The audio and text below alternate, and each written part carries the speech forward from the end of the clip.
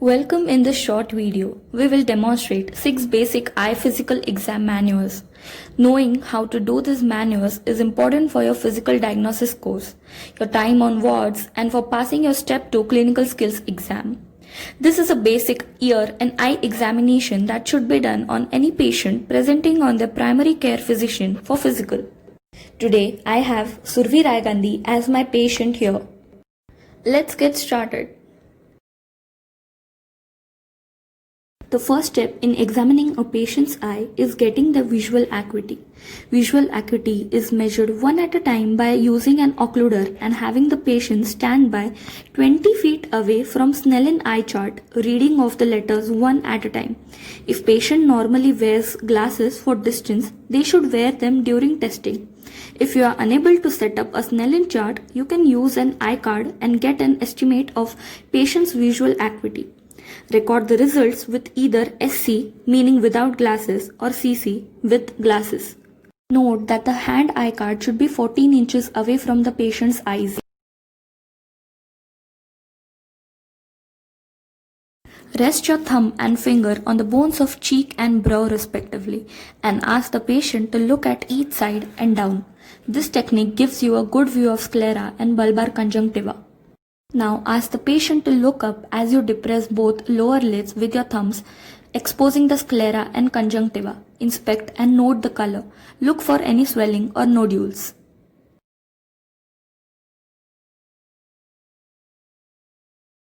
Moving on, we are going to examine the patient's pupils. Using a pen light or muscle light, measure the diameter of patient's pupils in dim and bright light. Check the pupillary constriction, accommodation by having patient focus on far object and then quickly on near object. Check the direct and consensual response to light by shining the light in either of the eye, and then finally check for any pupillary defect. Don't forget, the pupil should be equal, round and reactive.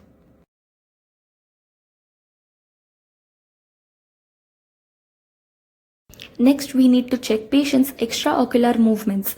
There are 3 cranial nerves that controls the extraocular muscle movements. Cranial nerve 3, oculomotor nerve, cranial nerve 4, that is trochlear nerve, and last cranial nerve 6, that is abducent nerve. We can test their functioning by standing or sitting roughly 2 to 3 feet away from the patient and having the patient follow your finger with their eyes. Hold out a hand with finger up, instructing the patient to follow your finger with their eyes only and keeping their head still. Start with the midline and draw a cardinal edge in the air. Pause during upward and lateral gaze to detect nystagmus.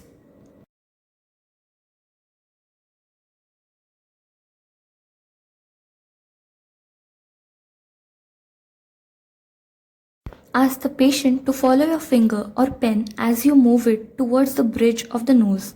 The eye normally follow the object within 5 to 8 cm of the nose.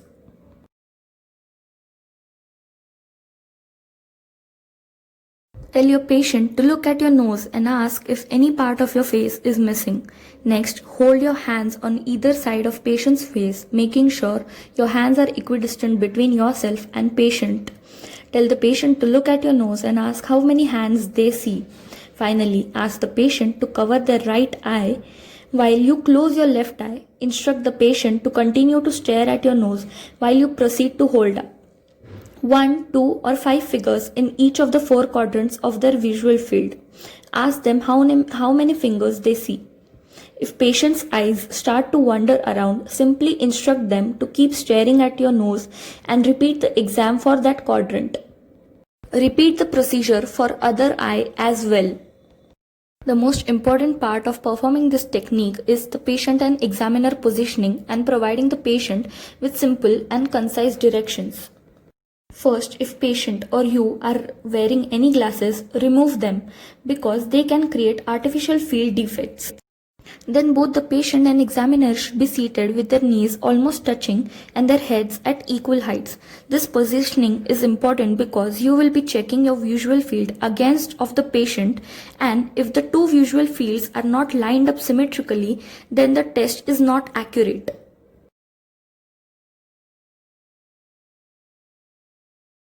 Before starting the retinal exam, let's see how an ophthalmoscope works. Let's start by turning on the models. This one is done by depressing a green or red button and twisting the dial. The further you twist, the more intense beam your light will be. The next setting you will want to be aware of is the size of lightning.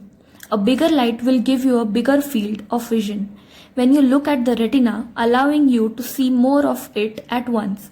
However, the larger spot requires the patient to have a larger, more dilated pupil.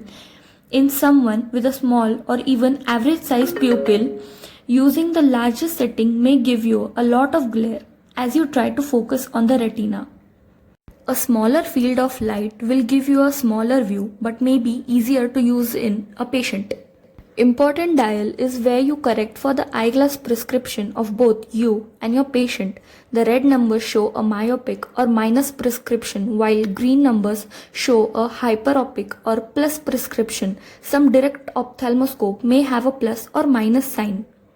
The key to successfully seeing the retina is proper patient positioning.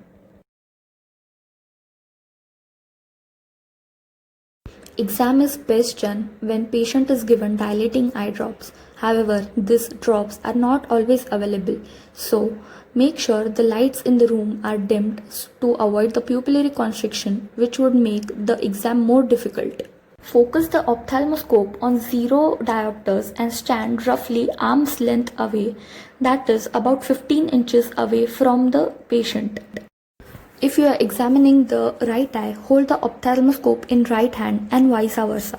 Make sure the ophthalmoscope is laterally tilted, that is about 20 degrees from the vertical. Now place your thumb of other hand across the patient's eyebrow, which steadies your examining hand. Now shine the light beam on the pupil and look for the orange glow in the pupil, the red reflex. Note any opacities interrupting the red reflex. Adjust the size of the light source and start looking for the optic disc, which is slightly nasal on the retina. If you are having trouble finding the disc, locate the blood vessel and track it back until you find the disc. Next, examine the peripheral retina. While inspecting the disc, look for the following features. The first one, sharpness or clarity of the disc. Next, the color of the disc, which is normally yellowish orange to creamy pink. Next, the size of the central physiologic cup. It is usually yellowish white. And comparative symmetry of eyes and findings of the fundi. Also, don't forget to inspect arteries, veins, fovea and macula. Macula should be tested at last because it requires the patient to look directly into the light and it gets irritating to the patient. Macula is examined for the center of the vision. While inspecting the anterior structures, locate the lens disc progressively to diopters of around plus 10 to plus 12 so you can focus on the more anterior structures of the eye. Let's move on to the ear assessment. Inspect the auricle. While inspecting the auricle, look for surrounding tissue for deformities, lumps or skin lesions. To see the ear canal and drum, we have to use an otoscope with the largest ear speculum that inserts easily into the canal. To straighten the ear canal, grasp the auricle firmly but gently and pull it upward, backward and slightly away from the head. To hold the otoscope steadily, place your hand against the patient's face and holding it in between your thumb and fingers. While inspecting the canal, note for any discharge, foreign bodies or redness of the skin. Cerumen, the earwax, is usually present and varies in color and consistency in person. It can be yellow to brown, flaky to sticky. The cone of the light radiating on the tympanic membrane helps to identify the handle of the malleus, its position, and the short process of the malleus. Superiorly, you can see the pars flaccida and inferiorly, you can see the more transparent thing is pars tensa. The whisper test is conducted when the patient has difficulty hearing or has hearing loss. Stand 2 feet behind the seated patient. Now, occlude the non-test ear with gently rubbing the tragus in circular motion to prevent transfer of sound. Exhale a full breath before whispering. Whisper a combination of 3 numbers and letters. Use a different number or letter combination for the other ear.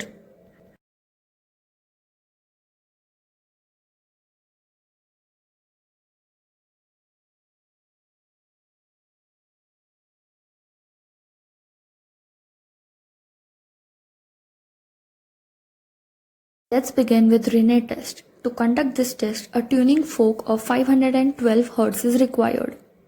Place the vibrating tuning fork on the mastoid bone behind the ear near the level of the canal.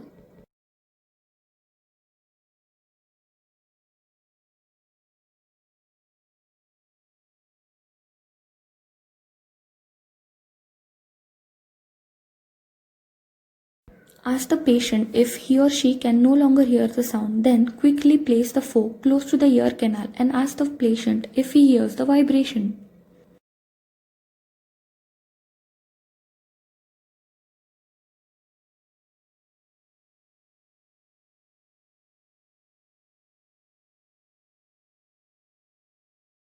A Rinne test is positive or normal when the sound heard outside the ear is greater than the sound heard behind the bone, that is, AC is greater than BC. When the test is negative, the patient usually has conductive hearing loss, that is, BC greater than AC.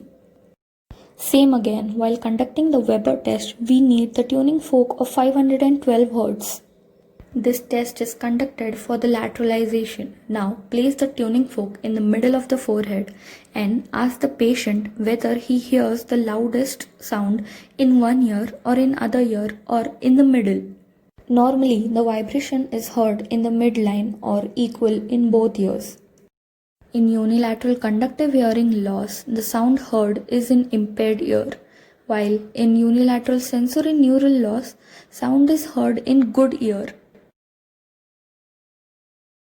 Today, I examined Survi Rai Gandhi, a 27-year-old female.